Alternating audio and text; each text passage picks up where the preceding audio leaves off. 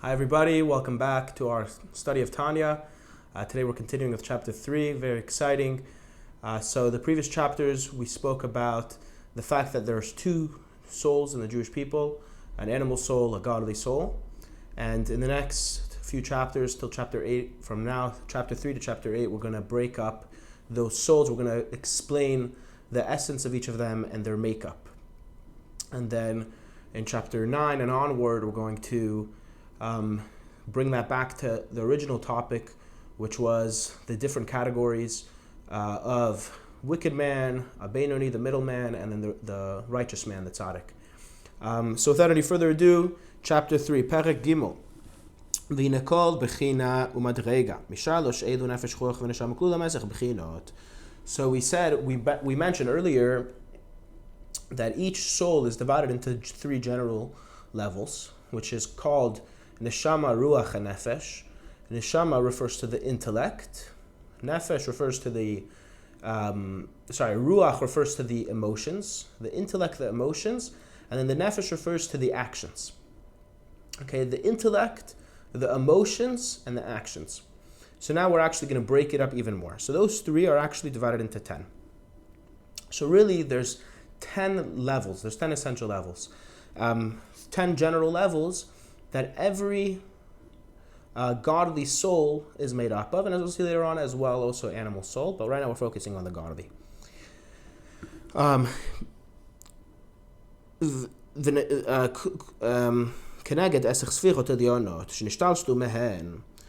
they are, of course, why specifically are there 10 levels?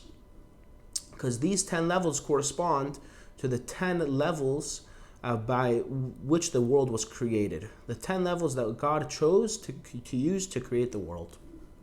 And each of those 10 levels, as they are above in the spiritual realms, came down into this world and became the makeup of the godly soul the way it exists in this world, in 10 levels. Now, what are these 10 levels?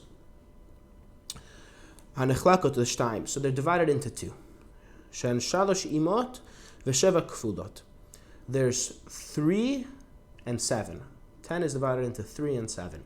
The first 3 are called mothers in the Kabbalistic works, and the last 7 are called doubles in the Kabbalistic works. We're about to explain. And I'll just say now that why are the last 7 called doubles? Because sometimes they come out in a form of strength. They come out in a very strong form, and sometimes they come out weakly. Pirush. So now we're going to explain what they are exactly. Chachma, bina v'dat, v'shiva timei habina and chesed v'gvura tiferet chulu. So the first 3, the intellectual, the first 3 that we actually called the mothers, the 3 mothers, are actually the 3 intellectual faculties, which we're about to explain soon, which are wisdom, understanding, and knowledge, chachma, bina, and das, and they're called mothers. Why are they called mothers, these 3 intellectual properties? Because they actually are the cause and the source of the emotions that come after it, and through someone thinking about something, they'll have emotions to do something. And that's similar to a mother that gives birth to the child. The mother is the one that forms the child into what it is. So into the intellect forms the emotions into what they become. And the 7 emotions are what God actually used to create the world. In the 7 days of creation, each day of those 7 days corresponds to one of these 7 emotions. The first day, or the first emotion, is chesed, kindness. The second, and on the first day of creation, God's kindness, so to speak, shined in the world. On the second day of creation, or the second emotion, would be gevura, stringency. And on the second day of creation, God's stringency shined in the world. And by the way, to expand on this concept as well, we, according to Judaism, according to Torah, the world, the time throughout history is divided into 7 millennia. There's 7,000 years that the world exists for, and each 1,000 of those 7,000 also the same corresponds to one of those emotions. In other words, the first 1,000 years of creation of the world, God's kindness shined in the world. And therefore, actually, you saw that people actually were giants in those days, as we read the Torah tells us, and the explanations tells us, the commentaries tell us, that those first 1,000 years, the Torah tells us how they lived for a very long time, and because that was an era where God's kindness was shining in the world. And then the second 1,000 years, God's stringency shined in the world, and therefore, all of a sudden, people's lifespans got a lot shorter than they were before. And no longer were there people living until 700, 800, 900 years old. People started living to 100 years, maximum 200 years, right? And so on and so forth. Each millennia shines a different one of God's emotions. So that's the 7 emotions that also each godly soul is made up of. So again, like we said, 3 intellectual and then 7 emotional. וכך בנפש האדם שנחלקת לשתיים שכל ומידות. השכל כולל חוכמה בינה ודעת, והמידות הן אהבת השם ופחד ויראת ודפק וכו'. So that's the way it is by the soul of the man. That there's this 3 intellectual wisdom, understanding, and knowledge, and then the 7 emotional, which the emotions actually he brings. Now we're going to go into this topic now soon. We're going to open this topic up. Are actually included into 2 directions: love of God, because right now we're talking about the godly soul. So love and fear, or awe, that would be a better translation of the word. So there's love and then there's awe, and love and fear correspond to something that you love, you'd want to come close to. So the idea of coming close. And fear is something that you'd want to go away from. You want to distance yourself from that thing. So the 7 emotions each have their details, but they're generally made up of either love, coming close, or fear, going away, pushing yourself further away from that thing. As I said earlier, the 3 intellectual faculties are called the mothers because they actually birth, so to speak. They are the origins for the emotions, the 3 intellectual. So now we're going to explain in detail what the 3 intellectual faculties are, as follows. To explain this idea, the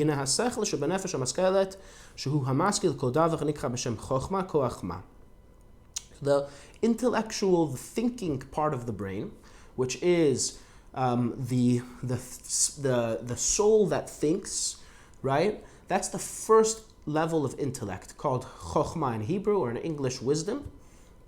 I think wisdom would be the right way to translate that, or maybe thinking would be a better way to translate that. That basically is the main point that comes into your thought. All of a sudden, I just thought of an idea. An idea popped in my head. Now, this idea in my head, in the first level of thought, in the first level of intellect, still hasn't been unraveled.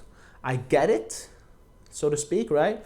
I get the idea, but I don't yet have the words to explain myself. I have the main point, I got the point, but I don't yet know what words to put it in. I don't yet know how to explain it. I don't know the details of that point. And that is the first level of intellect, the thinking part. The part that gets the main idea, but it's still not actualized. It's still in potential. But then when you take that potential and you bring it out into actuality, and you bring out the details, שמתבונן בשכלו להבין דבך לאשורו לעומקו, מתוך איזה דבר חוכמה המושכל בשכלו, נקרא בינה, when you think and you try to understand the idea. Try to understand the thing to its depth. You look at it and try to understand it. That is the second level of intellect called Bina. Now, before I continue explaining, this process of Chachma and Bina, or I guess in English would be thinking and understanding, are two things that happen simultaneously. When you think, it happens so quickly that you don't really think about the steps of thinking. But right now what we're doing is we're analyzing thoughts. We're analyzing how the thinking works, the process, the system of the brain, and how it works. And we're breaking it down into two different things. And that is Chachma and Bina, which is the main point, and then the explanation of that point. It's the thing that yet you don't understand, but you have it in your mind, you have it there, but you still don't know what exactly it is. That's the first level, Chachma. And then the second level, Bina, would be once you actually explain it. And you're actually able to bring it down into a way that it's understood and that makes sense and it's explainable.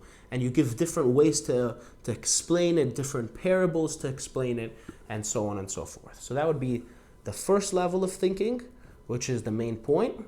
And the second level, which is understanding that point and bringing it down in words and long explanations.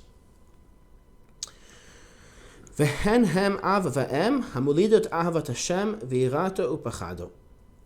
And these two levels, which are Chachma and Bina, like we said, are the mother and the father and mother, so to speak, that give birth to the emotions, as we're about to explain soon. But the idea is that the seed that comes from the father is a little thing of potential. In it, there's a potential for an actual baby, for an actual fetus and a baby after that. And through the 9 months of pregnancy, that seed, that potential, is brought out and is developed into limbs, into a body, and into a eventual baby. And that's the idea of these two things. Of first you have the main point, the Chachma, but over there, it's all in potential. It's all hidden. You don't really know what's going on. It's not underdeveloped. It's an underdeveloped idea. And then the second process, Bina, is developing the idea and bringing it out into actuality. As we're going to explain now, these actually cause the birth of the emotions, as we're about to see.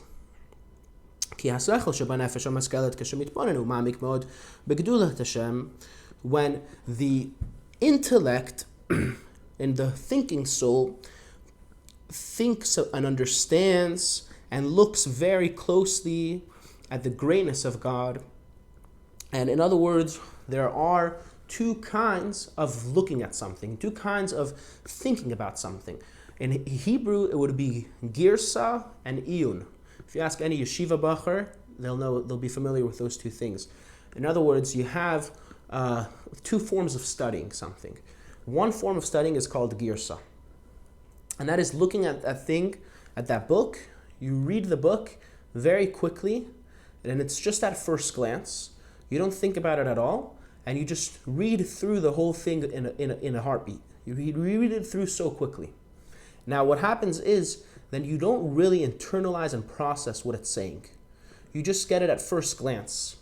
And then also, you likely forget it after some time. And even while you're reading it, because you're reading it so fast and you're not processing it, you'll end up, you won't even be able to tell someone else next to you while you're reading it what you're reading, because you're just flying through it at first glance. And then the second kind of learning, when you take a book and study it, is called iyun.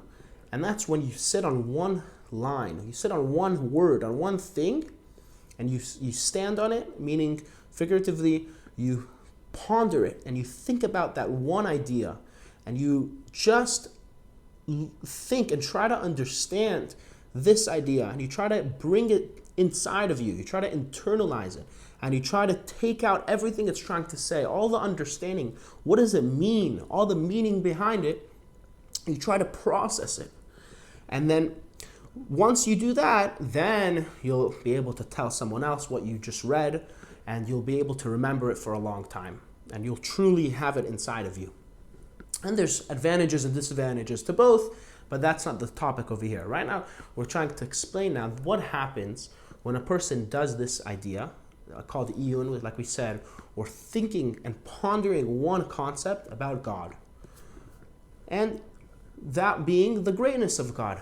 When a person sits and just thinks about and focuses on the greatness of God, and that's what he's focusing on. He's trying to understand, trying to get the understanding, the meaning of the greatness of God, which is as follows: Echu memale kol almin, v'sovev kol almin, v'kula kamei kela chashiv. How God fills the entire world, encompasses the entire world, and everything is invaluable is not valuable in front of him. These are three categories. The first is he fills the world.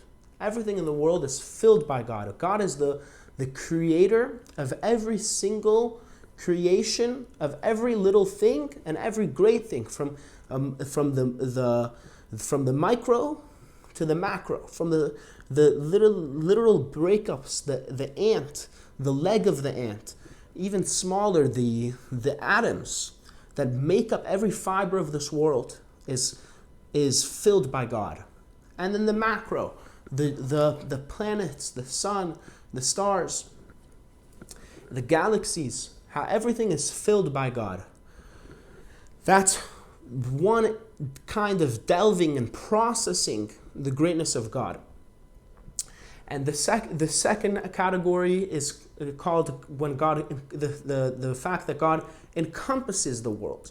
And encompassing doesn't, God forbid, mean like in terms of space, because God is beyond space. Instead, what does it mean? It means that God creates the world, but because he's beyond it, he doesn't actually reveal himself in it. But he is the one that's creating it, but at the same time, he doesn't come into it. And that is can be explained by the parable of someone thinking about something. When you think about a certain object, let's say a cup or a bowl, or a car, let's say, you can think about in your mind right now is, so to speak, encompassing that car, and the outside of the car, and the inside of the car, and all of its little parts, to the most inside part of that object, of that car. Your mind is encompassing the entirety of that thing, of that object. But obviously it's not literal. The car is not inside your head. It's not inside your brain. It's not inside of your thoughts, literally. But by God, it's different. And that's the parable. By God, his thought of the world, the universe, and everything from big to small is all literally encompassed in God's thought, so to speak. And the entirety of creation and the inside of it, and the most inward parts, the biggest to the most inside, the outside to the inside, everything, the highest to the low, is encompassed by God's thought, so to speak. And that being said, we're talking about a level in God which is beyond the limitations of this world, and therefore we call it encompassing, because it doesn't actually reveal itself in the world, because it's beyond the world. It's here, and it's what's powering the creation to be able to exist, but it's beyond the world. That's the second category that we think about, and that we're giving an example of someone thinking about and delving and understanding this concept of God's greatness. The third category that we mention is something that is the fact that nothing has any significance to God. Everything is completely insignificant in front of God. And that is beyond both of the first two categories. That is as follows. The second category we said, where God is beyond the world. It's like he encompasses the world. That would mean that there's a world, there's levels in the world, and God, to God, they are the same. You have this lowest and smallest level, and you have the highest level, and they are the same to God. It's like, for example, a circle. A circle, there's no high point or low point. The high and low is equal in a circle. So too, the second category, which is the category of encompassing, high and low are equal. But a circle still is limited in the fact that it encompasses everything inside of it. And that meaning that there's there's a big circle and there's a small circle. A circle, it's relative to what's inside of it. So the second category, encompassing, God encompasses the worlds. It's beyond everything that exists, but it's still relative to whatever's inside. He's greater than the creations that are inside. The third level, there's no circles. There's no things that exist inside. Everything is literally insignificant. It's as if it doesn't exist. It does exist and it doesn't exist at the same time. Because God is so great that he can create a contradiction like that. And that can be understood through which we'll see actually later in chapter 21 and 22, if I'm not mistaken. We'll see that that's actually, that can be understood by a parable of a teacher. That's a brilliant teacher, a genius professor, and he has to teach a concept that he understands on his level to, let's say, a young student that doesn't know much on his level. So what does he have to do, the teacher? The teacher has to take this a lofty concept and bring it down into the words of the student. And basically, the student should be able to understand the words that the teacher that the teacher gives him. So when the student looks at the words, then the student is able to understand it. Now when the teacher looks at those very same words, he sees it on his understanding. And it's like, for example, the teacher sees it on his understanding, which is way beyond the understanding of the student. It's like, for example, a child's game. When you play, let's say a child plays Monopoly. Okay, Monopoly, for example, you have money, right? You have a $5 bill, you have a $100 bill, you have a $1,000 bill, right? And a kid is playing this game, and it's, wow, $5, $10, $1,000, wow, he gets all excited, it's so big, and it's money, right? And then an adult decides to join the child to play the game, and for the adult, it's just paper. $5 in Monopoly money and $1,000 in Monopoly money for the adult is equal. And it's all insignificant to him. So that's the same thing by this third level of God, so to speak. That everything that we view as great, big, small, whatever, we view there's something big, there's something small, there's different levels and so on. By God, number one, because he's so great, and number two, because he's the one that creates it, therefore, it's all insignificant in his eyes.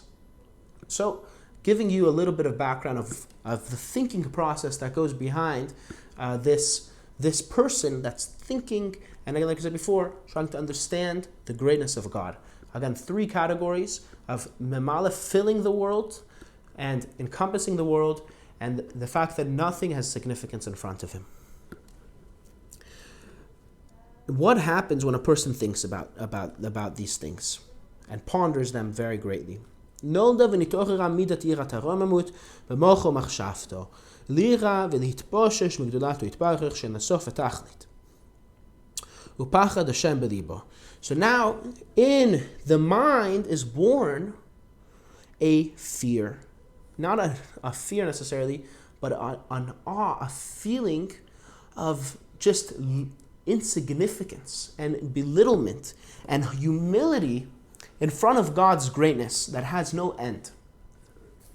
Like the Rambam Maimonides says in, I don't remember where it is, but he says that when a person looks outside and he sees the stars and the planets and the sun and the moon, then he'll think about God's greatness and look at the creations that God made.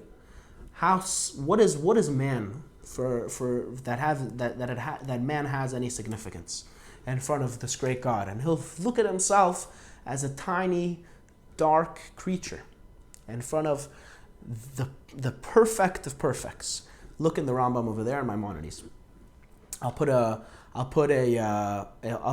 source on the video screen.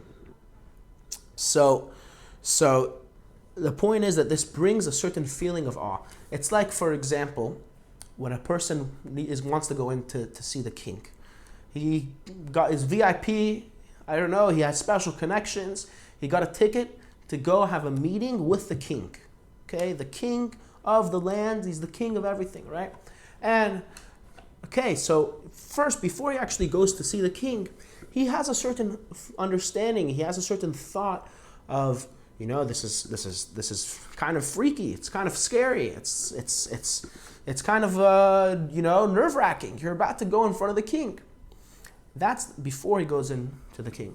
And then he actually goes into the palace, he actually goes and he meets with the king himself. That's a level of awe, a level of total, just complete feeling of belittlement in front of a great, great person that has all the power. And that's what this thinking process, thinking about God and seeing God almost, so to speak, with the mind, brings a feeling of total awe. ושוב יתלהב ליבו באהבה עזה כריש באש בחשיכה וחפצה ותשוקה ונפש שוקקה לגדולת אין סוף ברוך הוא.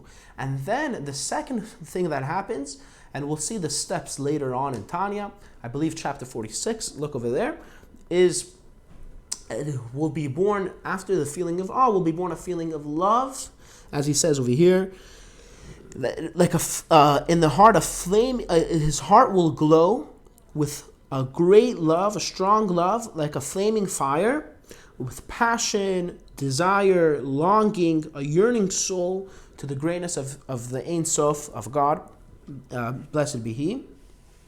And that is when thinking about the greatness of God, I'm thinking about the fact, like we said before, that I can't understand Him. Either because I'm far and I'm distant from God, or because I'm too small to be able to withstand such a grasp of God, then I'll have a feeling of complete yearning and love and longing to come out of my body, come out of my limitations, to just attach myself to God and become one with God, so to speak. When I think about the fact that the worlds and all of creation is completely insignificant to God, it's all created something from nothing. That means that it has no significance. Everything has its limitations. There's the limitation of space, which is the four directions, and up and down. And there's the limitation of time, past, present, and future. And that's in general. But every specific thing has its own limitation. Every single person has his own limitation. And nothing really can even compare to something, to God, which is beyond any definition, beyond any limitation.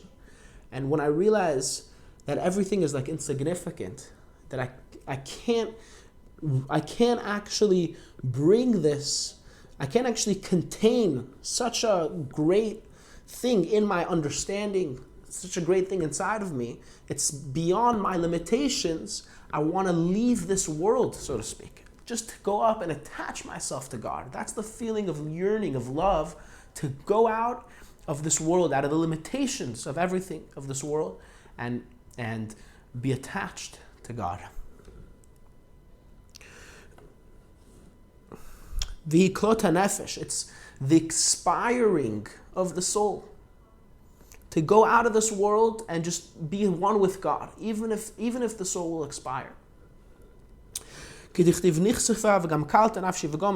As it says, my soul longs and expires for you. First it longs to go out of its limitations and to be one with you, and to expire and come out of the world and be one with you. And that's the famous concept of klota nefesh, the expiring of the soul, as we have the famous story of Aaron's sons, Nadav and Avihu, which, as we know, they out of great love and yearning for God, that's what literally happened to them. Their souls literally left their bodies and came up and was consumed in God, so to speak. So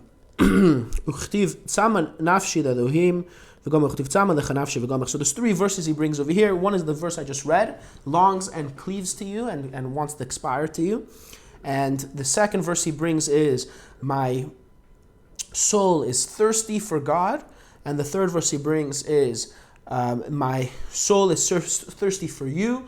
And these 3 verses refer to the 3 contemplations of the 3 categories that we mentioned earlier, of the level of God that fills the worlds. The second is the level of God that encompasses the worlds, and the third is God himself, who is beyond anything, and everything is insignificant in front of him. And that yearning, that longing, is from the element of fire in the godly soul. We said earlier in chapter 1 that the animal soul is made up of 4 elements. We said fire, water, air, and earth. So too the godly soul is also made up of 4 elements: fire, water, air, and earth. And the element of fire is where this yearning comes from. And as we see by fire, fire constantly shakes back and forth. Why? Because the fire is naturally wants to go up to the sky where its source is. Its source is up in the sky. Under the moon is the source of fire. That's where the element of fire originally comes from, as is explained somewhere else. Hopefully we'll get to it on this YouTube channel in the book of Ner Mitzvah V'Torah Or. We'll see then. But essentially, fire constantly wants to leave this world. It wants to leave the wick that it's attached to and be consumed in its source, which is under the moon. Even if once it goes up to its source, it will expire and it won't be itself anymore. Nevertheless, that's its nature, that's its desire. So too the element of fire in the godly soul is that yearning to be to go up, to be drawn and attach itself to its source, to God, even though it will expire and will not be anything of itself anymore. Nevertheless, that's its desire, as we'll see later on in chapter 19. And the Kabbalistic works say that the element of fire in the godly soul, is in the heart, is found in the heart.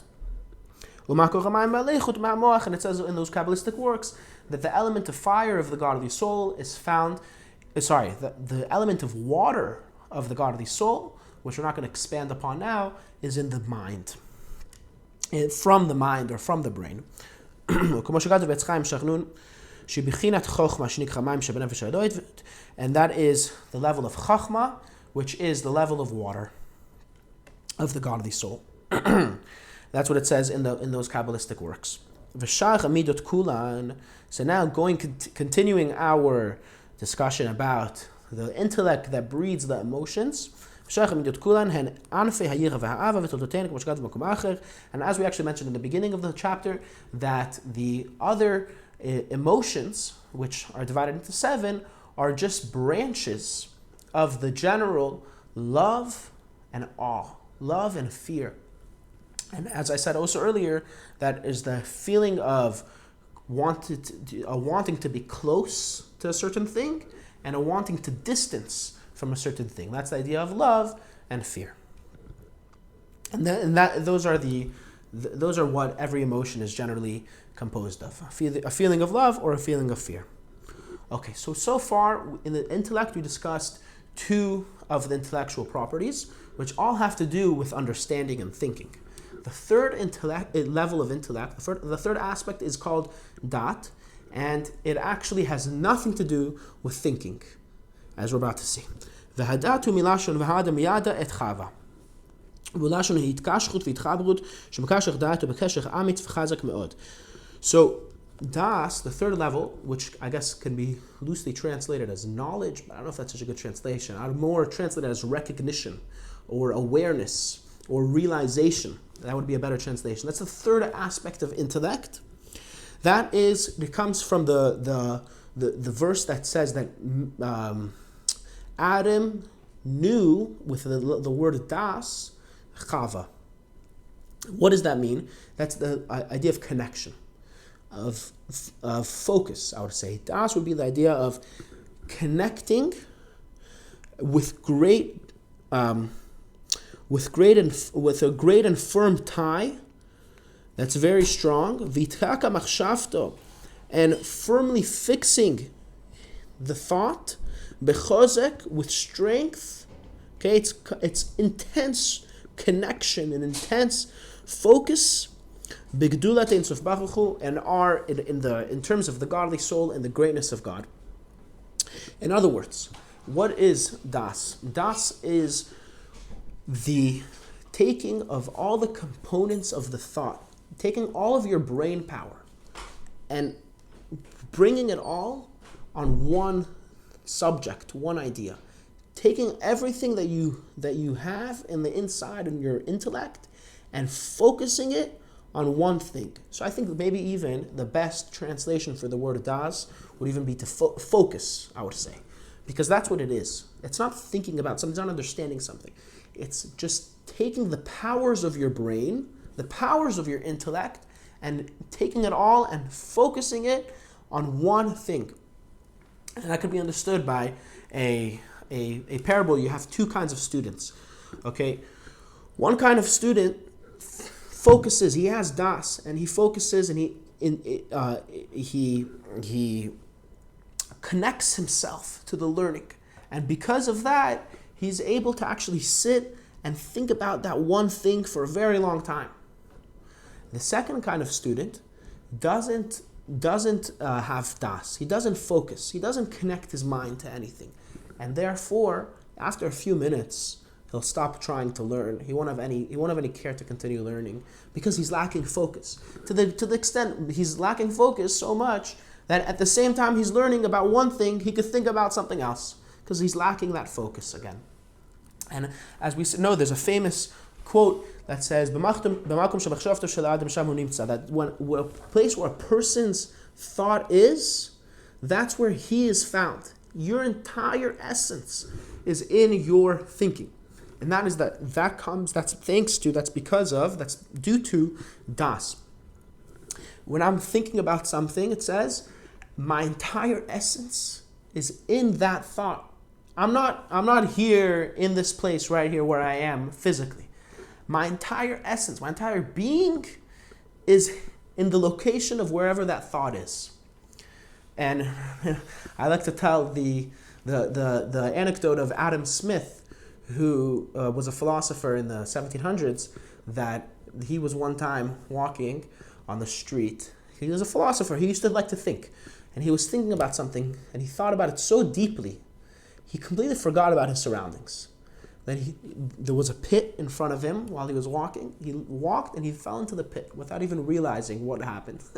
Because that's how focused he was in his thoughts. That's the idea of das, to connect to the thing so much that everything else around you doesn't exist. You're there entirely.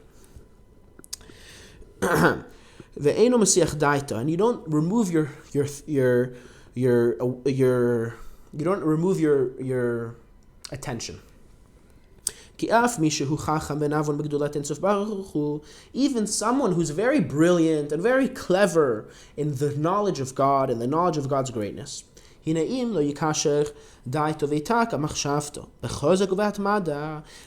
if he doesn't connect his thought and if he doesn't connect his attention and fix his thought with great strength and diligence, lo yulad nafsho yira va'ahava amitit, then his intellect won't actually produce any emotions.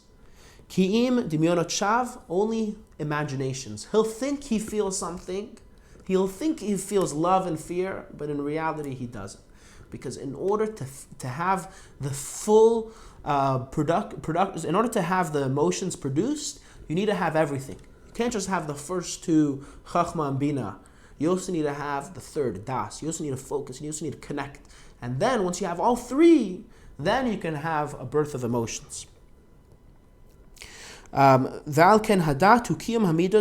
therefore this level of das, focus, I would translate it, is the whole sustaining force of the emotions, and their life. It includes, as it explains in many Kabbalistic works, das includes chesed, gvura, the emotion, etc. All the emotions are actually encompassed by das, because of what we explained. Pirush ahava v'anfea, v'ira v'anfea, which would be love and its branches and fear and its branches. Thank you so much for joining, and we'll see you next time.